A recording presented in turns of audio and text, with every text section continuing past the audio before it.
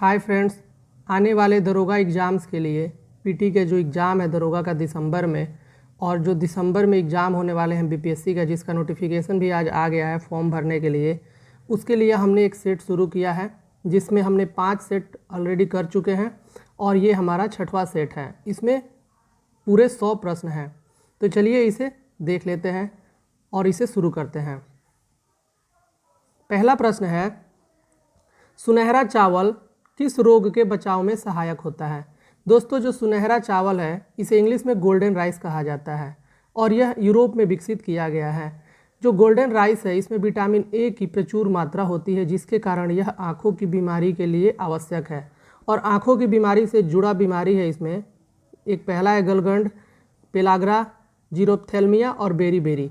इसमें जो आँखों की बीमारी है वो है जीरोप्थेल्मिया, इसलिए यह जीरोप्थेल्मिया बीमारी के बचाव में सहायक होता है। दूसरा प्रश्न है, मॉन्ट्रियल प्रोटोकॉल किससे संबंधित है। दोस्तों, जो मॉन्ट्रियल प्रोटोकॉल है यह ओजोन परत के संरक्षण से संबंधित है। अगला प्रश्न है, टाइफाइड यानी कि मियादी बुखार किससे फैलता है।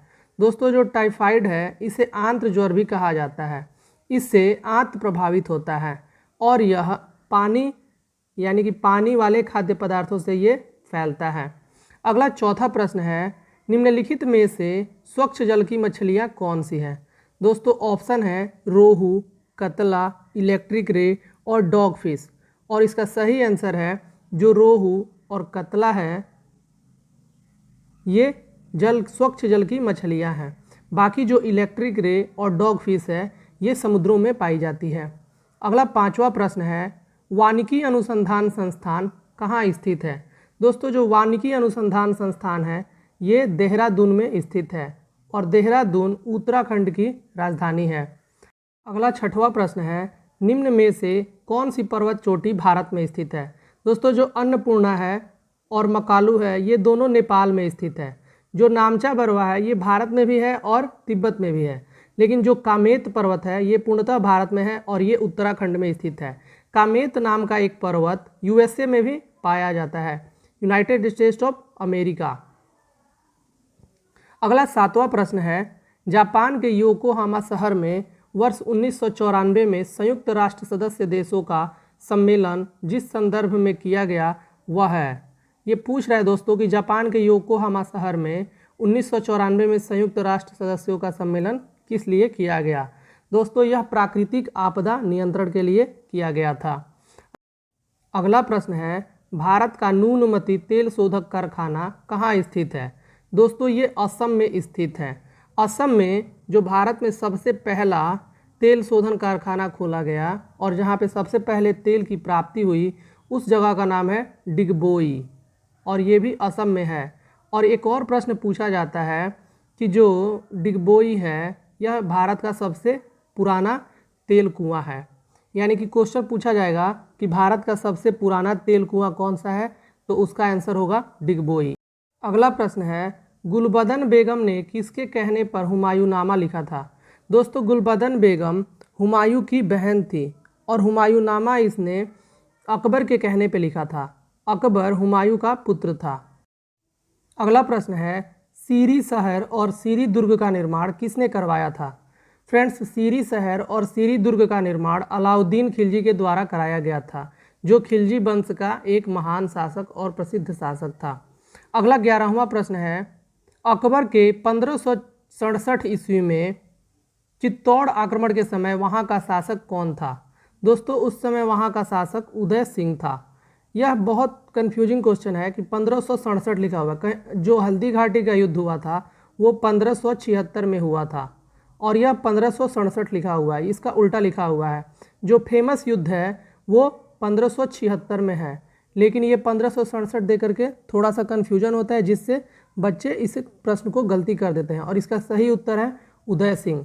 अगला 12वां प्रश्न है, शेर शाह सूरी का मकबरा कहाँ स्थित है। दोस्तों, जो शेर शाह सूरी का मकबरा है वो सासाराम में स्थित है और शेर शाह सूरी ने इस मकबरे को स्वयं बनवाया था। अगला 13वां प्रश्न है, कथा सरित सागर के लेखक कौन है। दोस्तों, जो कथा सरित सागर के लेखक हैं वो हैं सोमदेव। अगला 14वां प्रश्न है, गुप्तकालीन प्रथम गणितज्ञ व खगोल शास्त्री कौन था? वैसे तो गुप्त काल में बहुत सारे गणितज्ञ और खगोल शास्त्री थे, लेकिन उसमें जो सबसे महान नाम आता है उसमें आर्यभट्ट का नाम आता है, जो एक गणितज्ञ और खगोल शास्त्री दोनों थे। बाराहमिहिर जो थे वो खगोल शास्त्री थे। अगला 15वां प्रश्न है, निम्नलिखित में से कौन जैनियों के 23वें तीर्थंकर थे? दोस्तों, जो जैन धर्म था इसमें 24 तीर्थंकर हुए, जिसमें पहले तीर्थंकर हुए उनका नाम था ऋषभदेव, और जो 22वें तीर्थंकर हुए उनका नाम था अरिष्टनेमी। तो पहले तीर्थंकर ऋषभदेव और 22वें तीर्थंकर अरिष्टनेमी, इन दोनों का जिक्र ऋग्वेद में मिलता है। 23वें तीर्थंकर थे पार्श्वनाथ और 24वें तीर्थंकर थे महावीर जैन। महावीर जैन को जैन धर्म का वास्तविक संस्थापक माना जाता है, क्योंकि उन्होंने जैन धर्म को अगली ऊंचाई तक लेकर के गए। अगला 16वां प्रश्न है, निम्नलिखित में से किसने हिंदी भाषा को भारत की राष्ट्रभाषा के रूप में स्वीकारा और पहली बार स्वराज शब्द का प्रयोग किया? दोस्तों, ये थे स्वामी दयानंद सरस्वती। दयानंद सरस्वती ने सबसे पहले स्वराज शब्द का उपयोग किया था। अगला 17वां प्रश्न है, अखिल भारतीय राष्ट्रीय कांग्रेस की प्रथम भारतीय महिला अध्यक्ष कौन थी? दोस्तों, जो अखिल भारतीय राष्ट्रीय कांग्रेस की प्रथम भारतीय महिला अध्यक्ष, यहाँ पे भारतीय महिला अध्यक्ष पूछा जा रहा है, तो प्रथम भारतीय महिला अध्यक्ष सरोजनी नायडू थी। सरोजनी नायडू से पहले 1917 में एनी बेसेंट कांग्रेस की पहली महिला अध्यक्ष बनी थी, परंतु वो भारतीय नहीं थी, वो एक आयरिश महिला थी। अगला 18वां प्रश्न है, रविंद्रनाथ टैगोर ने सर की उपाधि क्यों लौटा दी? दोस्तों, जो इंग्लैंड है वहाँ पे जिसे नाइटहुड की उपाधि दी जाती है, उन लोगों के नाम के पहले सर लगाया जाता है। तो जो रविंद्रनाथ टैगोर थे, इन्हें नाइटहुड की उपाधि मिली हुई थी, और जब 1919 में जालियांवाला बाग हत्याकांड हुआ, उसके विरोध में रविंद्रनाथ टैगोर ने अपनी नाइटहुड की उपाधि को लौटा दिया। इसके साथ ही यह माना जाता है कि उन्होंने सर की उपाधि को लौटा दिया। इसका आंसर हो जाएगा जालियांवाला बाग हत्याकांड के विरोध में। अगला 19वां प्रश्न है, 1937 में कांग्रेस मंत्रिमंडल कितने प्रांतों में बने थे? दोस्तों, 1937 में जो कांग्रेस मंत्रिमंडल थे वे 8 प्रांतों में बने थे। अगला 20वां प्रश्न है, भारतीय मुस्लिम लीग की स्थापना किस वर्ष में हुई थी? भारतीय मुस्लिम लीग की स्थापना 1906 में हुई थी। 1906 में ढाका में भारतीय मुस्लिम लीग की स्थापना की गई थी। अगला प्रश्न है, प्रार्थना समाज के संस्थापक कौन थे? दोस्तों, इसमें ऑप्शन है महादेव गोविंद रानाडे, ईश्वर चंद्र विद्यासागर, ज्योतिबा फुले, राजा राम मोहन राय। हम लोग देख रहे हैं कि इसमें कहीं भी आत्माराम पांडुरंग नहीं है। आत्माराम पांडुरंग ने प्रार्थना समाज की स्थापना की थी, जिसमें उनकी सहायता एमजी रानाडे ने की थी। एमजी रानाडे को महाराष्ट्र का सुकरात कहा जाता है। जो एमजी रानाडे थे, इन्होंने प्रार्थना समाज की स्थापना में सहायता की थी, इसलिए हम इस ऑप्शन को चुनेंगे। अगला प्रश्न है, गांधी जी की दांडी यात्रा का प्रारंभ कब हुआ? दोस्तों, गांधी जी की दांडी यात्रा का प्रारंभ 12 मार्च 1930 को हुआ। 12 मार्च 1930 से लेकर 6 अप्रैल 1930 तक इन्होंने मार्च किया। 1930 तक इन्होंने 385 किलोमीटर तक यात्रा की और नमक कानून को तोड़ा। अगला प्रश्न है 23वां, वर्ष 2011 की जनगणना के अनुसार भारत में न्यूनतम जनसंख्या घनत्व वाला राज्य कौन सा है? दोस्तों, भारत में सबसे ज़्यादा जनसंख्या घनत्व वाला राज्य तो अपना बिहार है, और जो न्यूनतम जनसंख्या घनत्व वाला राज्य है वो है अरुणाचल प्रदेश, जहाँ का घनत्व 17 व्यक्ति प्रति किलोमीटर स्क्वायर है। अगला 24वां प्रश्न है, अंतर्राष्ट्रीय मुद्रा कोष का वित्तीयन किसके द्वारा किया जाता है? दोस्तों, अंतर्राष्ट्रीय मुद्रा कोष का वित्तीयन सदस्य देशों के द्वारा किया जाता है। अंतर्राष्ट्रीय मुद्रा कोष का जो शॉर्ट फॉर्म होता है वो होता है IMF, international monetary fund. IMF उन्हीं देशों को लोन देता है जो देश अब अपने लोन चुकाने में सक्षम नहीं होते हैं और ऐसा लगता है कि उनकी अर्थव्यवस्था बहुत ही ज़्यादा खराब हो चुकी है, तो उन्हें IMF लोन देता है। IMF से लोन लेने की भारत को कभी आवश्यकता अभी तक नहीं पड़ी है। अगला प्रश्न है, बेरोजगारी और मुद्रास्फीति की संयुक्त घटक को क्या कहते हैं?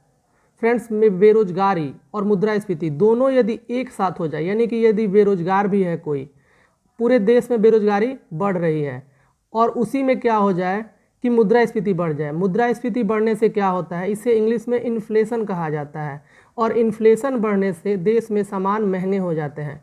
तो एक तो पहले व्यक्ति बेरोजगार है, दूसरा सामान महंगा हो गया, तो इन दोनों के संयुक्त रूप को एक साथ स्टैगफ्लेशन कहा जाता है। अगला प्रश्न है, बैंक दर को बढ़ाने का प्रभाव कम हो जाएगा यदि, प्रश्न में पूछा जा रहा है कि यदि बैंक दर बढ़ाया जाए तो किसके कारण प्रभाव उसका कम हो जाएगा? तो इसका सही आंसर है, यदि CRR कम कर दिया जाए तो बैंक दर को बढ़ाने का प्रभाव कम हो जाएगा। अगला 27वां प्रश्न है, निम्न सार्वजनिक उपक्रम में से कौन सा महारत्न नहीं है? दोस्तों, भारत में 10 महारत्न कंपनियां हैं, जिसमें से ये पूछ रहा है कि कौन सा महारत्न नहीं है, और इसका सही आंसर है BSNL। BSNL महारत्न कंपनी नहीं है। अगला 28वां प्रश्न है, निम्न में से बहुआयामी गरीब सूचकांक के संबंध में गलत है, और इसका सही आंसर हो जाएगा प्रत्येक प्राचल को समान भार दिया गया है। प्रत्येक प्राचल को समान भार दिया गया है, ये इसमें गलत है, बाकी सभी सही है। सूचकांक के 3 आयाम स्वास्थ्य, शिक्षा और जीवन स्तर है, ये सही है। सूचकांक में प्रत्येक आयाम को समान भार दिया गया है, ये भी सही है। सूचकांक में 10 प्राचल शामिल है, ये भी सही है, लेकिन प्रत्येक प्राचल को समान भार दिया गया है, ये गलत है। आयाम को समान भार दिया गया है, लेकिन प्राचल को समान भार नहीं दिया गया है। अगला प्रश्न है, भारतीय नियोजन के वास्तुकार किसे कहा जाता है? फ्रेंड्स, भारतीय नियोजन के वास्तुकार PC महालनोबिस को कहा जाता है। PV महालनोबिस नहीं, PC महालनोबिस, PC महालनोबिस को कहा जाता है। इनका पूरा नाम है प्रशांत चंद्र महालनोबिस। अगला 30वां प्रश्न है, निम्न में से उनकी पहचान करें जो रिजर्व बैंक का कार्य नहीं है, और इसका सही आंसर है जनता से प्राप्त जमाव को ब्याज देना। दोस्तों, जो RBI है वो जनता से प्राप्त जमाव पर ब्याज नहीं देता है, क्योंकि यह तो RBI है, और RBI जनता से पैसा कहाँ लेता है? ये तो बैंकों का बैंक है, और RBI बैंकों को लोन देता है, न कि RBI लोगों को पैसा देता है और न ही लोगों से पैसा जमा कराता है। इसके कार्य देख लेते हैं दोस्तों। विदेशी विनिमय भंडारण का संरक्षण करता है RBI, करेंसी जारी करता है, सिक्के जारी नहीं करता, नकद आरक्षण का संरक्षण करता है। अगला 31वां प्रश्न है, तिलहन के उत्पादन में वृद्धि का कारण है। दोस्तों, तिलहन एक तेल है जिससे तेल निकलता है, तो तिलहन के उत्पादन के लिए भारत में चलाया गया, उसे कहा गया पीली क्रांति। पीली क्रांति से तिलहन का उत्पादन भारत में तेजी से हुआ। पहला है श्वेत क्रांति। श्वेत क्रांति के जन्मदाता वर्गीस कुरियन है। श्वेत क्रांति दूध के लिए चलाया गया। अगला है नीली क्रांति। नीली क्रांति मछलियों के लिए चलाया गया, क्योंकि जो जल है वो नीला दिखता है, तो इसलिए मछलियों से जुड़ा हो गया नीली क्रांति। श्वेत, जो दूध दिखता है, श्वेत दिखता है, तो श्वेत क्रांति। भूरी क्रांति, उर्वरक के लिए भूरी क्रांति। और जो पीली क्रांति, जैसे सरसों पीला दिखता है तो उससे पीली क्रांति। ऐसे शॉर्ट ट्रिक से याद कर सकते हैं, और ऐसे ही नामों को लेकर के इसके नाम रखे गए हैं। अगला 32वां प्रश्न है, भारत के किस राज्य में शिशु मृत्यु दर सबसे कम है? भारत के किस राज्य में शिशु मृत्यु दर सबसे कम है? और इसका सही आंसर है केरल। भारत में जो केरल है, यहाँ पे शिशु मृत्यु दर सबसे कम है, और यहाँ का लिंगानुपात सबसे ज़्यादा है। प्रत्येक राज्य में लगभग लिंगानुपात कम ही है, यानी कि प्रत्येक 1000 पुरुष पे महिलाओं की संख्या कम है। लेकिन केरल एक ऐसा राज्य है जहाँ 1000 पुरुष पे 1084 महिलाएं हैं, यानी कि 84 महिलाएं सरप्लस हैं। अगला 33वां प्रश्न है, विश्व व्यापार संगठन, जिसे वर्ल्ड ट्रेड ऑर्गेनाइजेशन कहा गया है, जिसे 1 जनवरी 1995 में फॉर्म किया गया, इससे पहले इसका नाम गैट था, general agreement on trade and tariff. 1 जनवरी 1995 से WTO अस्तित्व में आया, और WTO का मुख्यालय कहाँ है ये पूछा जा रहा है। इसका सही आंसर है जिनेवा। जिनेवा स्विट्जरलैंड में एक जगह है जहां WTO का मुख्यालय है। WHO WTO का मुख्यालय दोनों एक ही जगह है। WTO दो प्रकार के हैं, एक है WTO विश्व व्यापार संगठन वर्ल्ड ट्रेड ऑर्गेनाइजेशन, और एक WTO है जिसका फुल फॉर्म है world tourism organization. World tourism organization का हेडक्वार्टर दोस्तों स्पेन के मैड्रिड में है। स्पेन के मैड्रिड स्पेन का कैपिटल है, वहाँ पे वर्ल्ड टूरिज्म ऑर्गेनाइजेशन का मुख्यालय है, और वर्ल्ड ट्रेड ऑर्गेनाइजेशन का मुख्यालय जिनेवा स्विट्जरलैंड में है। अगला 34वां प्रश्न है, गैस के विसरण का नियम किसके द्वारा प्रतिपादित किया गया? दोस्तों गैस के विसरण का नियम ग्राहम के द्वारा दिया गया था। अगला 35वां प्रश्न है, भारतीय संविधान में प्रारंभ में मौलिक कर्तव्य का प्रावधान नहीं था। संविधान संशोधन द्वारा संविधान के किस भाग में इसका समावेश किया गया? संविधान में कुल 22 भाग हैं, इसमें जो मौलिक कर्तव्य है यह रसिया से लिए गए हैं, और 42वें संविधान संशोधन के द्वारा स्वर्ण सिंह समिति के सिफारिश पर इसे भारतीय संविधान में शामिल किया गया भाग 4A में। अगला 36वां प्रश्न है, राज्य पृथ्वी पर ईश्वर का अवतार है। राज्य पृथ्वी पर ईश्वर का अवतार है, यह कथन किस विचारक का है?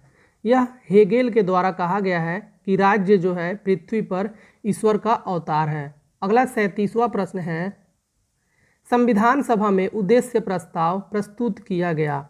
यानी कि प्रश्न पूछ रहा है कि संविधान सभा में उद्देश्य प्रस्ताव को कब प्रस्तुत किया गया। जो उद्देश्य प्रस्ताव है इसे जवाहरलाल नेहरू के द्वारा 13 दिसंबर 1946 को प्रस्तुत किया गया। पहली जो मीटिंग हुई वो 9 दिसंबर को हुई। फिर इसमें सच्चिदानंद सिन्हा अस्थायी अध्यक्ष थे। दूसरी जो मीटिंग हुई 11 दिसंबर को हुई, और इसमें अस्थायी रूप से राजेंद्र प्रसाद को संविधान सभा का अध्यक्ष चुन लिया गया। और तीसरी मीटिंग 13 दिसंबर को हुई, और इसमें 13 दिसंबर 1946 को उद्देश्य प्रस्ताव प्रस्तुत कर दिया गया और संविधान बनाने की कार्यवाही शुरू हो गई। अगला 38वां प्रश्न है, स्वाधीनता आंदोलन के दौरान पूर्ण स्वराज के लक्ष्य की घोषणा किस वर्ष की गई थी? दोस्तों जो 1929 में लाहौर का अधिवेशन है, लाहौर अभी वर्तमान पाकिस्तान में है। 1929 के अधिवेशन में रावी नदी के तट पर जवाहरलाल नेहरू ने तिरंगा फहराया और वहाँ पे पूर्ण स्वराज के लक्ष्य की घोषणा की गई। 1929 में वहाँ पे मीटिंग हुई, और 1930 में 26 जनवरी 1930 को स्वतंत्रता दिवस मनाने की घोषणा हुई, और 1930 को रावी नदी के तट पर स्वतंत्रता दिवस मनाया गया, वहाँ पे तिरंगा फहराया गया। वहीं पे पूर्ण स्वराज के लक्ष्य की घोषणा की गई थी 1929 में। अगला प्रश्न है, संविधान सभा के प्रथम अध्यक्ष कौन थे? अभी हम लोगों ने चर्चा किया कि संविधान सभा में पहले अस्थायी अध्यक्ष सच्चिदानंद सिन्हा थे, तो यही जो सच्चिदानंद सिन्हा थे यही प्रथम अध्यक्ष थे। अगला 40वां प्रश्न है, किस भारतीय शासन अधिनियम द्वारा भारत में ब्रिटिश सरकार द्वारा सांप्रदायिक निर्वाचन प्रणाली का प्रारंभ किया गया? दोस्तों जो 1909 में मार्ले मिंटो सुधार आया था, उसमें 1909 में भारत में सांप्रदायिक निर्वाचन प्रणाली की बात कही गई थी। अगला 41वां प्रश्न है, निम्नलिखित में से क्या भारत का नागरिक बनने के लिए आवश्यक नहीं है? चलिए ऑप्शन देख लेते हैं। वंशानुक्रम जरूरी है, जन्म जरूरी है, अधिगृहित संपत्ति और देशीयकरण। इसमें अधिगृहित संपत्ति जो है ये आवश्यक नहीं है। जो वंशानुक्रम है इससे भी भारत का नागरिक बन सकता है कोई व्यक्ति, जन्म से भी भारत का नागरिक बन सकता है, देशीयकरण से भी यानी कि किसी अन्य जगह को भारत में मिला लिया गया तो उससे भी वह व्यक्ति भारत का नागरिक बन सकता है। लेकिन यदि कोई व्यक्ति भारत में आकर के संपत्ति अर्जित करता है तो इससे वह भारत का नागरिक नहीं बन सकता। अगला 42वां प्रश्न है, लोकसभा का अध्यक्ष अपना त्याग पत्र किसे संबोधित करता है?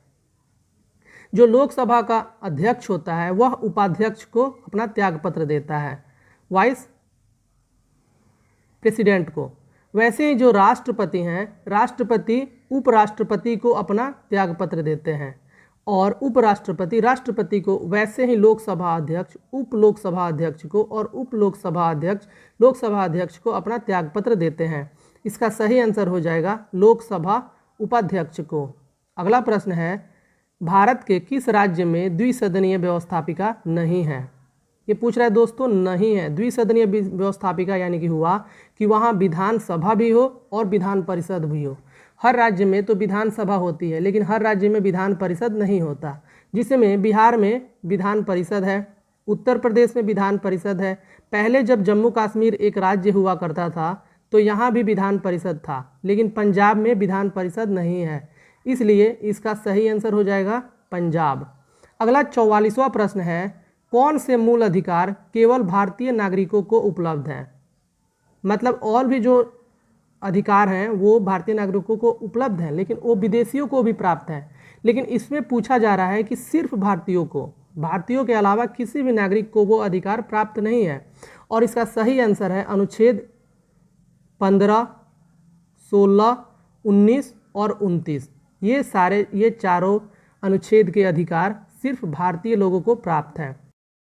अगला 45वां प्रश्न है, सत्य कथन को चुनिए। इसमें सत्य कथन को चुनना है, तो चलिए ऑप्शन देख लेते हैं। पहला ऑप्शन है, राज्यसभा में 11 सदस्यों को राष्ट्रपति मनोनीत करते हैं। 11 सदस्यों को नहीं फ्रेंड्स, 12 सदस्यों को राष्ट्रपति मनोनीत करते हैं राज्यसभा में। दूसरा है, प्रत्याशी को उसी राज्य का होना चाहिए जहां से वह राज्यसभा का चुनाव लड़ रहा है, ऐसी कोई बात नहीं है। तीसरा है, राज्यसभा को भंग किया जा सकता है। यहाँ पे भंग छूट गया है दोस्तों, राज्यसभा को भंग नहीं किया जा सकता, ये भी गलत है। और चौथा ऑप्शन है, लोकसभा में राष्ट्रपति 2 सदस्य मनोनीत करते हैं, ये सही है। पहले राष्ट्रपति लोकसभा में 2 सदस्यों को मनोनीत करते थे, लेकिन ये नियम अभी हटा दिया गया है, ये प्रश्न पुराना है। अगला 46वां प्रश्न है, सत्य कथन को चुनना है। सत्य कथन को चुनना, इसमें ऑप्शन देख लेते हैं। वित्त आयोग संवैधानिक निकाय है, ये तो सही है। अगला ऑप्शन है, वित्त आयोग को संसद नियुक्त करती है, ये गलत है। वित्त आयोग को संसद नियुक्त नहीं करती है, वित्त आयोग को राष्ट्रपति नियुक्त करते हैं, और ये संविधान में 280 अनुच्छेद में दिया गया है। तीसरा है, वित्त आयोग में 5 सदस्य होते हैं, नहीं। हर 6 वर्ष बाद वित्त आयोग अपनी रिपोर्ट पेश करती है, नहीं। हर 5 वर्ष बाद वित्त आयोग अपनी रिपोर्ट पेश करती है।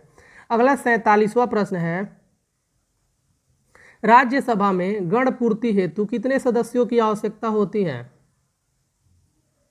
दोस्तों, राज्यसभा में या लोकसभा में 10% गणपूर्ति के लिए लोगों की आवश्यकता होती है। यदि 550, वैसे तो 552 है मनोनीत सदस्य को लेकर के, 550 सदस्य का लोकसभा है, तो उसमें उसका 10% यानी कि 55 लोगों को यदि उपस्थित है 55 लोग, तो माना जाएगा कि गणपूर्ति कोरम पूरा हो चुका है, तो उसे कहते हैं गणपूर्ति और इसे कोरम कहा जाता है। तो कोरम को पूरा करने के लिए 10% लोग होने चाहिए। वैसे ही राज्यसभा में कुल सदस्यों की संख्या होती है 250, तो 250 का 10% हो गया 25, यानी कि राज्यसभा में गणपूर्ति हेतु कितने सदस्यों की आवश्यकता होती है? तो इसका उत्तर हो जाएगा 25 लोगों की। अगला 48वां प्रश्न है, निम्नलिखित में से कौन सा कारक अभिक्रिया दर पर कोई प्रभाव नहीं डालता है? दोस्तों, इसका ऑप्शन देख लेते हैं। एंथैल्पी में परिवर्तन, तापमान में परिवर्तन, उत्प्रेरक और सांद्रता, इसमें से कौन सा प्रभाव नहीं डालता है? और इसका सही आंसर है एंथैल्पी में परिवर्तन। जो एंथैल्पी में परिवर्तन है यह अभिक्रिया दर पर कोई प्रभाव नहीं डालता, जबकि तापमान अभिक्रिया दर पर प्रभाव डालता है, उत्प्रेरक भी डालता है, उत्प्रेरक तो ज़्यादा ही डालता है, और सांद्रता भी डालता है। अगला 49वां प्रश्न है, कार्बन नैनो ट्यूब निम्न में से किस संचालन संरचनात्मक परिवार का सदस्य है? कार्बन नैनो ट्यूब जो है वह किस संरचनात्मक परिवार का सदस्य है? और इसका सही आंसर है फुलेरिन्स का। फुलेरिन्स जो है यह कार्बन का ही एक अपरूप है। जैसे हीरा है, जैसे ग्रेफाइट है, वैसे ही फुलेरिन्स भी कार्बन का एक अपरूप है। अगला 50वां प्रश्न है, कॉपर के किस मिश्र धातु में जिंक नहीं होता? जिंक नहीं होता ऐसा प्रश्न पूछा जा रहा है। दोस्तों, जो पीतल है इसमें जिंक होता है, क्योंकि यह जिंक और कॉपर से मिलकर बना होता है। जो जर्मन सिल्वर होता है इसमें भी जिंक होता है, इसमें सिल्वर नहीं होता। प्रश्न आता है कि किसमें सिल्वर नहीं होता, तो जर्मन सिल्वर में सिल्वर नहीं होता, भले ही इसका नाम जर्मन सिल्वर है। जो बेल धातु है इसमें दोस्तों जिंक नहीं होता है और इसका सही आंसर है बेल धातु। अगला 51वां प्रश्न है, फेफड़ों का कैंसर किसके कारण होता है। दोस्तों जो फेफड़ों का कैंसर है वो एस्बेस्टस के कारण होता है।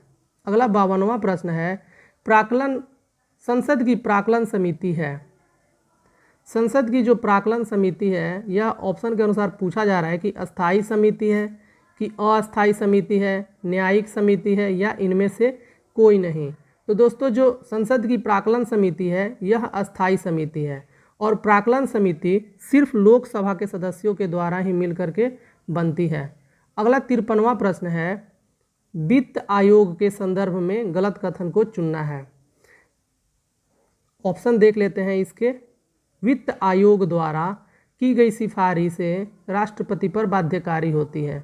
ऐसी कोई सिफारिश नहीं है जो राष्ट्रपति पर बाध्यकारी होती है, यही आंसर हो जाएगा हमारा दोस्तों, यह गलत कथन है। अगला हम लोग देख लेते हैं, वित्त आयोग के अध्यक्ष पद के लिए योग्यता संविधान में निर्धारित की गई है, सही है। अभी तक 15 वित्त आयोग का गठन किया जा चुका है, अभी तक 15वां वित्त आयोग चल रहा है हमारे देश में, जिसके अध्यक्ष हैं NK सिंह। संविधान के अनुच्छेद 280 के अनुसार वित्त आयोग का गठन किया जाता है, ये भी सही है, 280 के अनुसार वित्त आयोग का गठन किया जाता है। अगला 54वां प्रश्न है, स्थानीय शासन भारतीय संविधान की किस सूची में वर्णित विषय है।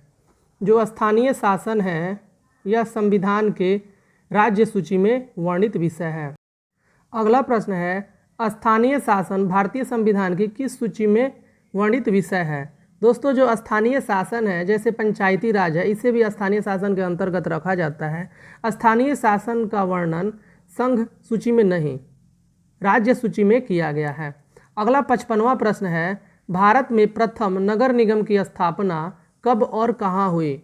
ऑप्शन से हम लोग देखते हैं, मुंबई 1888 में, मद्रास 1687 में, कोलकाता 1911 में, दिल्ली 1881 में। दोस्तों जो भारत में प्रथम नगर निगम की स्थापना हुई थी वह मुंबई में 1888 में की गई थी। अगला 56वां प्रश्न है, महात्मा बुद्ध से संबंधित किस घटना को धर्म चक्र प्रवर्तन कहा जाता है। दोस्तों जो धर्म चक्र प्रवर्तन है यह सारनाथ में दिया गया प्रथम उपदेश है। जो सारनाथ में पहला उपदेश भगवान बुद्ध ने दिया था उसे धर्म चक्र प्रवर्तन कहा गया। और महाभिनिष्क्रमण जब उन्होंने गृह त्याग किया था तो उसे महाभिनिष्क्रमण कहा गया। अगला प्रश्न है, यह कथन किसका है कि वित्तीय प्रशासन आधुनिक सरकार का मर्म है। यानी कि जो वित्तीय प्रशासन है वही सरकार का मर्म है। इसका सही आंसर है हुबर आयोग। हुबर आयोग ने कहा था कि वित्तीय प्रशासन आधुनिक सरकार का मर्म है। अगला प्रश्न है, वित्तीय प्रशासन के संबंध में प्रशासनिक सुधार आयोग द्वारा की गई सिफारिशों में सम्मिलित नहीं है। दोस्तों जो ग्राम स्तर पर राजकोष की स्थापना है यह उसमें सम्मिलित नहीं है। आगे समझते हैं कि इसने क्या चीज़ की सिफारिशें की थी। इसने निष्पादन बजट की शुरुआत की थी, 1 नवंबर से वित्तीय वर्ष की शुरुआत करने की सिफारिश की थी और मंत्रालयों में वित्तीय सलाहकारों की नियुक्ति की सिफारिश की थी। अगला 59वां प्रश्न है, विधानमंडल के सम्मुख बजट प्रस्तुत किया जाता है। दोस्तों विधानमंडल के सम्मुख बजट प्रस्तुत किया जाता है मंत्री के द्वारा। विधानमंडल में जो बजट प्रस्तुत होता है वह मंत्री के द्वारा किया जाता है और वो कभी कभी किसी अन्य मंत्री को भी दे दिया जाता है जो वित्त मंत्रालय से संबंधित नहीं होते हैं। अगला 60वां प्रश्न है, धन विधेयक संविधान के किस अनुच्छेद से संबंधित है। धन विधेयक दोस्तों अनुच्छेद 101 से संबंधित है, 101 में भी पहला। अगला प्रश्न है, आय से अधिक व्यय होने पर क्या कहा जाता है। दोस्तों आय से यदि अधिक व्यय होता है तो उसे घाटे का बजट कहा जाता है। अगला प्रश्न है, क्योटो प्रोटोकॉल का उद्देश्य निम्न में से किसकी मात्रा नियंत्रित करना है। क्योटो प्रोटोकॉल के तहत ग्रीन हाउस गैस जो हैं उनकी मात्रा को नियंत्रित करना है। अगला 63 नंबर प्रश्न है, ऊर्जा का स्रोत या पिरामिड होता है। जो ऊर्जा का स्रोत या पिरामिड होता है वो हमेशा सीधा होता है। अगला प्रश्न है, परंपरागत रूप से क्रिकेट बैट के निर्माण में किस काष्ठ का उपयोग होता है।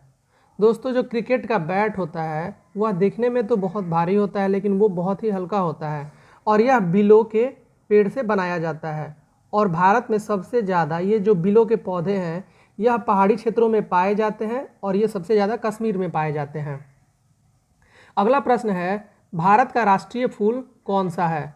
दोस्तों, भारत का राष्ट्रीय फूल तो कमल है, लेकिन यहाँ पे उसका वैज्ञानिक नाम दिया गया है जिसमें हमें नेलेम्बो इंडिका, नेलेम्बो हिंदुस्तानी, नेलेम्बो न्यूसिफेरा और नेलेम्बो रिकरवा दिया गया है, जिसमें कमल का वैज्ञानिक नाम नेलेम्बो नेसेफेरा होता है। अगला प्रश्न है, जीव विज्ञान के पिता कौन कहलाते हैं। अगला प्रश्न है, जीव विज्ञान के पिता कौन कहलाते हैं। दोस्तों, जीव विज्ञान यानी कि बायोलॉजी और जंतु विज्ञान यानी कि जूलॉजी, इन दोनों के पिता अरस्तु को कहा जाता है क्योंकि इन्होंने एक पुस्तक लिखी थी जिसका नाम था हिस्टोरिया एनिमेलियम। और हिस्टोरिया एनिमेलियम में इन्होंने बहुत सारे जीवों की प्रजाति का वर्णन किया था, जिसके कारण अरस्तु को जीव विज्ञान और जंतु विज्ञान दोनों का पिता कहा जाता है। अगला 67वां प्रश्न है, कौन सा एक कूट फल है। दोस्तों, जो ड्रूप है यह एक कूट फल है। अगला 68वां प्रश्न है, कीटभक्षी पादप का उदाहरण है। दोस्तों, वह पादप जो कीटों को खाते हैं। जिन पौधों में नाइट्रोजन की कमी होती है यानी कि N2 की कमी होती है वे पौधे कीटों को खाते हैं, यानी कि अगर उनकी पत्तियों से कीट चिपक जाएं तो धीरे धीरे उनसे एक स्राव होता है और उस स्राव के कारण धीरे धीरे कीट पिघल जाते हैं और मर जाते हैं। और इसका एक पौधा का उदाहरण है जिसका नाम है नेपेंथीज, जिसे घटपर्णी भी कहा जाता है। अगला प्रश्न है, निम्नलिखित में से कौन सी शर्त 1813 ईस्वी के चार्टर एक्ट का अंग नहीं थी। दोस्तों, जो चीन से कंपनी ने चाय के व्यापार को सुरक्षित रखा यह उसके चार्टर एक्ट में नहीं था। उसके चार्टर एक्ट में था, ईस्ट इंडिया कंपनी ने भारत से व्यापारिक अधिकार आंशिक रूप से समाप्त कर दिया। ईस्ट इंडिया कंपनी का भारत में व्यापारिक अधिकार पूर्ण रूप से समाप्त कर दिया गया। ब्रिटिश व्यापारियों को कुछ शर्तों के साथ भारत में निवास की स्वतंत्रता दे दी गई। अगला प्रश्न है, एक प्रकाश वर्ष बराबर होता है। दोस्तों, जो प्रकाश वर्ष है यह दूरी की इकाई है। यह एक दूरी की इकाई है जो तारों को और सूर्य की गणना करता है कि वो हमारे पृथ्वी से कितनी दूरी पर स्थित है। तो इसका सही आंसर है 9.46 गुणे 11 का पावर 12 किलोमीटर। अगला प्रश्न है, निम्न में से कौन सा नियम रॉकेट प्रणोदन में शामिल होता है। दोस्तों, जो न्यूटन का गति का तीसरा नियम है यह रॉकेट प्रणोदन में शामिल होता है, यानी कि रॉकेट आगे की तरफ जाता है और पीछे की तरफ धक्का लगाता है। अगला 72 नंबर क्वेश्चन है, निम्न में से कौन सा ग्रह सौर मंडल के वैक्यूम क्लीनर की भांति कार्य करता है। दोस्तों, इसमें 4 ऑप्शन दिए गए हैं, बृहस्पति, शनि, अरुण और वरुण। जो वैक्यूम क्लीनर की तरह काम करता है वो बृहस्पति ग्रह है। बृहस्पति ग्रह ग्रहों में सबसे बड़ा ग्रह है और इसके दूसरे नंबर पे सर्वाधिक उपग्रह हैं। पहले नंबर पे सर्वाधिक उपग्रह शनि के हैं। शनि के वर्तमान में 20 उपग्रहों की खोज की गई है।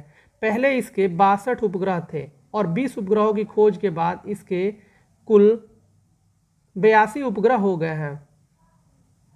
अगला प्रश्न है, सूर्य और तारों में ऊर्जा का प्रमुख स्रोत क्या है।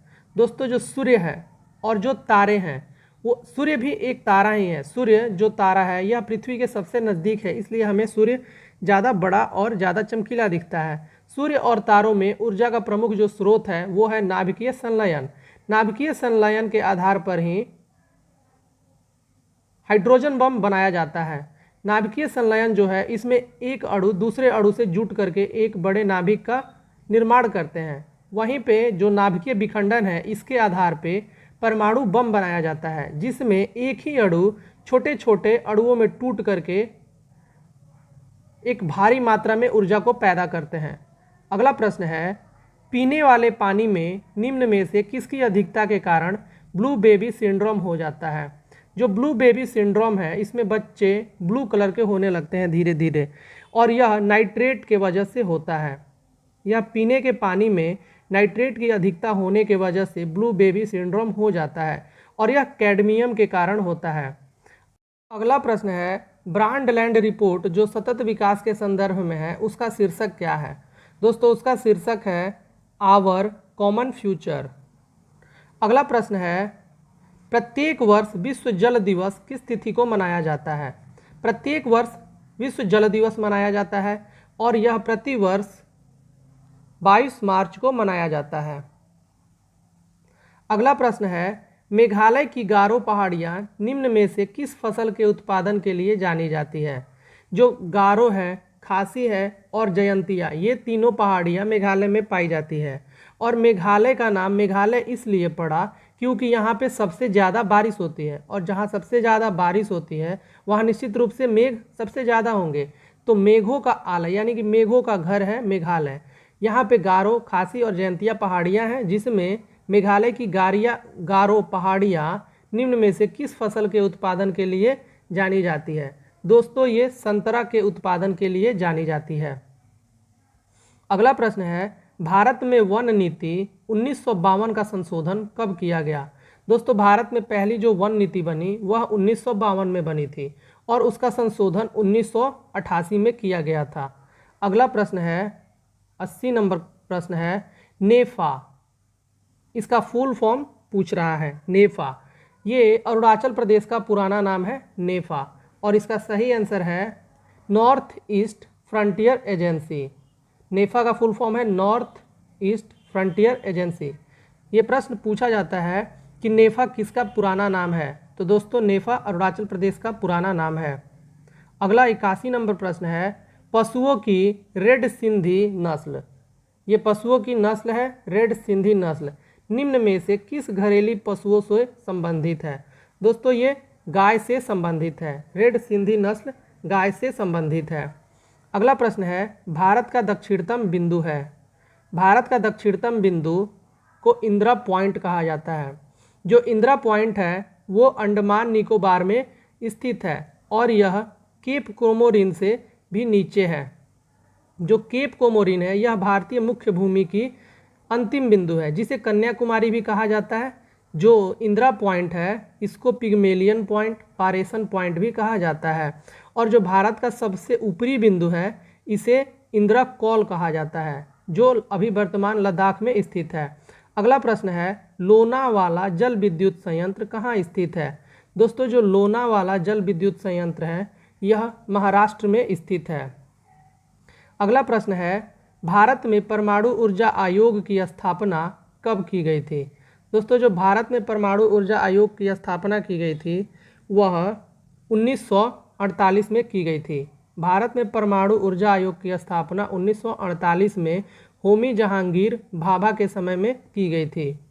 अगला 85 नंबर प्रश्न है, नामदफा बाघ अभयारण्य किस राज्य में स्थित है? जो दोस्तों नामदफा बाघ अभयारण्य है यह अरुणाचल प्रदेश में स्थित है। अगला प्रश्न है, दक्षिण भारत की सर्वोच्च चोटी कौन सी है? दोस्तों, दक्षिण भारत की सर्वोच्च चोटी अनाईमुडी है। अगला प्रश्न है, पाचन तंत्र का कौन सा भाग HCl स्रावित करता है? दोस्तों, जो HCl होता है इसका pH मान लगभग 0 के बराबर होता है, और ये बहुत ही प्रबल अम्ल है, और यह अमाशय में पाया जाता है। यह अमाशय से स्रावित होता है। अगला प्रश्न है, किस लीप वर्ष के लिए निम्नलिखित महीनों में से किसका समान कैलेंडर नहीं होगा? दोस्तों, पूछ रहा है कि लीप वर्ष में किसका समान कैलेंडर नहीं होगा, और इसका सही आंसर है जनवरी और अक्टूबर का समान कैलेंडर नहीं होगा। अगला प्रश्न है, कोलाल पावर विद्युत परियोजना किस राज्य में स्थित है? दोस्तों, ये गुजरात में स्थित है, इसका नाम है कोलाल पावर विद्युत परियोजना। अगला 90 नंबर प्रश्न है, Atal mission for rejuvenation and urban transformation जिसे अमृत योजना कहा जाता है या अमृत योजना भी कहा जाता है, इनमें से किससे संबंधित है? दोस्तों ये मूलभूत नागरिक सुविधाएं उपलब्ध कराने के लिए इसे बनाया गया है। Atal mission for rejuvenation and urban transformation, Amrut योजना। अगला प्रश्न है, नासा जो कि एक अमेरिकन अंतरिक्ष एजेंसी है, इसके अनुसार पृथ्वी की भू सतह का कितना भाग वन आच्छादित है? दोस्तों नासा के अनुसार पृथ्वी की भू सतह का 30% वन आच्छादित है, लेकिन वैज्ञानिकों का कहना है कि 33% यानी कि पृथ्वी का लगभग 1/3 हिस्सा वन आच्छादित होना चाहिए। अगला प्रश्न है, अंतर्राष्ट्रीय प्रकाश दिवस कब मनाया जाता है? फ्रेंड्स अंतर्राष्ट्रीय प्रकाश दिवस 16 मई को मनाया जाता है। अगला प्रश्न है, माइकल कोलिंस जिनका हाल ही में निधन हो गया वह कौन थे? दोस्तों माइकल कोलिंस वह व्यक्ति थे, ये तो पहले एक अंतरिक्ष यात्री थे, ये वे व्यक्ति थे जो अंतरिक्ष यान को चंद्रमा पर ले गए थे। चंद्रमा पर ले जाने के बाद से सबसे पहले अंतरिक्ष यान से नील आर्मस्ट्रांग उतरे, दूसरे नंबर पे बज एल्ड्रिन उतरे और जो तीसरे व्यक्ति थे वो माइकल कोलिंस थे। ये चंद्रमा पे इन्होंने कदम नहीं रखा, लेकिन ये चंद्रमा पर अंतरिक्ष यान में बैठे थे। अगला प्रश्न है, हाल ही में BRO में पहली महिला कमांडिंग ऑफिसर के रूप में किसे नियुक्त किया गया है? दोस्तों जो वैशाली हिवासे हैं इन्हें BRO में पहली महिला कमांडिंग ऑफिसर के रूप में नियुक्त किया गया है। अगला प्रश्न है, कौन सा देश चालक रहित कारों की अनुमति देने वाला पहला देश बन गया है? दोस्तों चालक रहित ड्राइवरलेस कारों को अनुमति देने वाला पहला देश यूनाइटेड किंगडम बन गया है। ये एक यूरोपीय देश है। अगला प्रश्न है, जापान के सम्मान order of the rising sun से किसे सम्मानित किया गया? जापान जो है यह सबसे पूर्वी देश है और जापान में विश्व में सबसे पहले सूर्य उगता है, इसलिए उसने अपने सम्मान का नाम रखा है order of the rising sun और इससे श्यामला गणेश को सम्मानित किया गया है। ये भारत की हैं। अगला प्रश्न है, विश्व प्रेस स्वतंत्रता दिवस 2021 की थीम क्या है? दोस्तों जो 2021 में विश्व प्रेस स्वतंत्रता दिवस की थीम है वो है information as a public good. अगला प्रश्न है, हाल ही में किसे स्पेन के सर्वोच्च सम्मान प्रिंसेस ऑफ ऑस्ट्रियोज अवार्ड 2021 से सम्मानित किया गया? दोस्तों ये है अमर्त्य सेन। अमर्त्य सेन को इस सम्मान से सम्मानित किया गया है। इन्हें वर्ष 1998 में नोबेल पुरस्कार से भी सम्मानित किया गया था, अर्थशास्त्र के नोबेल पुरस्कार से। अगला प्रश्न है, चंद्रो तोमर का हाल ही में निधन हो गया, वह किस खेल से जुड़ी हुई थी? दोस्तों जो चंद्रो तोमर थी ये शूटिंग से जुड़ी हुई थी। 100वां और अंतिम प्रश्न है, चंद्रो तोमर का हाल ही में निधन हो गया, वह किस खेल से जुड़ी हुई थी? दोस्तों वो शूटिंग से जुड़ी हुई थी और शूटिंग में जुड़े होने के कारण इन्हें शूटर दादी के नाम से ख्याति प्राप्त है। दोस्तों ये अंतिम प्रश्न है आप लोगों के लिए, मनुष्य के शरीर में विटामिन ए का संश्लेषण कहाँ होता है? इसके ऑप्शन है अग्नाशय में, यकृत में, अमाशय में या किडनी में। इसके आंसर आप कमेंट बॉक्स में दे सकते हैं या फिर आप अपने मन में सोच सकते हैं, इससे आपका ही एक प्रश्न बढ़ जाएगा। थैंक्स फॉर वॉचिंग, मिलते हैं नेक्स्ट वीडियो में। वीडियो पूरी देखने के लिए बहुत बहुत धन्यवाद।